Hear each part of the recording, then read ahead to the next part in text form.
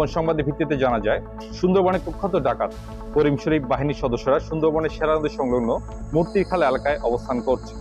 প্রাপ্ত তথ্যের ভিত্তিতে আজ 12 মার্চ 2026 তারিখ বৃহস্পতিবার সকাল 6টায় কোস্টগার্ড বেস মংলা কর্তৃক উক্ত এলাকায় একটি বিশেষ অভিযান পরিচালনা করা হয়।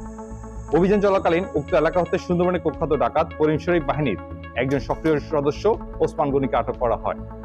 পরবর্তীতে আটককৃত ডাকাতের তথ্যের ভিত্তিতে উক্ত এলাকায় তল্লাশি করে একটি 1 মামলা বন্দুক, 16 রাউন্ড তাজা কার্তুজ এবং 5 রাউন্ড ফাঁকা কার্তুজ জব্দ করা হয়। আটককৃত ডাকাত ওসমান গনি সাতক্ষীরা জেলা আশাশুনি থানার বাসিন্দা। সে দীর্ঘদিন যাবৎ করিম শরীফ বাহিনীর সঙ্গে ডাকাতি এবং ডাকাত দলকে অস্ত্র ও গোলাবারুদ সরবরাহের মাধ্যমে সহযোগিতা করে আসছিল। জব্দকৃত আলামত ও আটককৃত ডাকাতের পরবর্তী আইনানুগ ব্যবস্থা গ্রহণের কার্যপ্রক্রিয়াধীন রয়েছে। আমরা দোষীদের উদ্দেশ্যে বলতে চাই, সুন্দরবনকে দোষমুক্ত রাখতে কোস্টগার্ড অভিযান অব্যাহত থাকবে।